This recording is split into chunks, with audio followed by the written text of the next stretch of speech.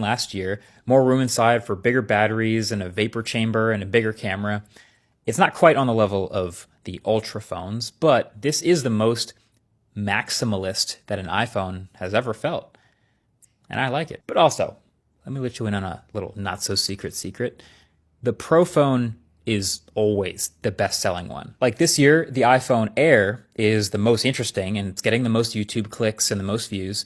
But then the base 17 is more than ever the one that most people should get and the best deal. But it turns out the Pro Max specifically by far is the most popular by sales numbers. I was going to try to find a way to show you guys this. You know, channel sponsor Dbrand, they make a accessory for every single model of iPhone. And so their sales distributions kind of match Apple's. And this is a distribution this year.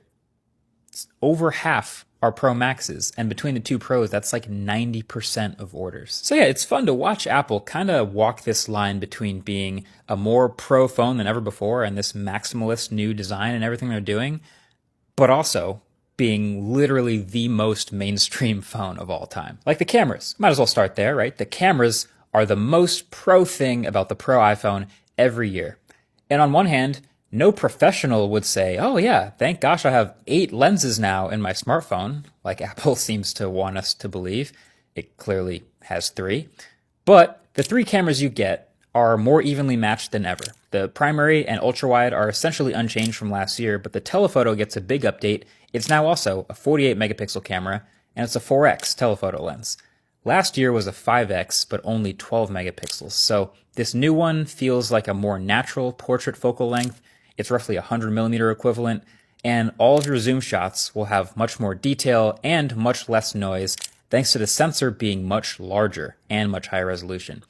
Now, I will give them credit for the specific 2x zoom increments, because while they are not actually new lenses, they do specifically process each of the images shot in a 2x crop to be slightly sharper and better looking than just a pure digital crop on the middle of the sensor. So, you know, it's not the level of a pure optical zoom, but it's better than nothing. So I don't know why they only do it at these focal lengths, honestly. Either way, it's a really nice total package now. 3 matching 48 megapixel cameras, all of which are super reliable, just as good for casual shooters as they are for people who depend on their iPhone for work, or maybe who happen to have an entire YouTube channel about cars that they happen to shoot all on smartphones. Yeah. Electric G-Wagon review coming to autofocus shot on iPhone 17 Pro very soon. I do still kind of find myself wishing they made some other improvements, like the point light problem at night when you shoot in the dark and those little flares always show up. They haven't fixed that at all. Or even adding 8K video support. There's a 2 terabyte iPhone model now.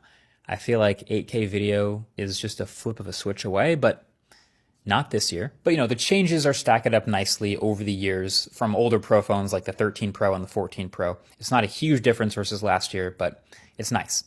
Also, what you're watching right now is ProRes RAW footage from the iPhone 17 Pro, which I was particularly excited about because that means I can go into the new Final Cut Pro 11.2, I think it is, and I can literally change ISO and white balance after I shoot, which is very useful.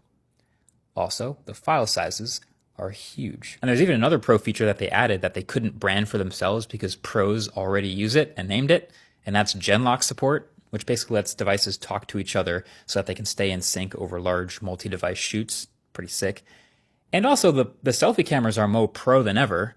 More about that in the 17 base review, but yeah, a lot going on with the cameras. So let's be real, 95% of people who get these phones are just going to point and shoot, and these are more capable and reliable than ever for that. If you want more in-depth stuff on shooting like professionally with this camera, you can check out Tyler Stallman's review, which I'll link below. It's really in-depth, and he shot the whole thing also on the iPhone. My favorite thing about this new Pro iPhone, though, is actually the new design. It's not often that the newest iPhones actually change a lot and get thicker and heavier. But like I said, I think that's kind of one of the best things about them coming out with a separate phone that's designed just to be super thin, so that if you want a thin phone, go get the Air.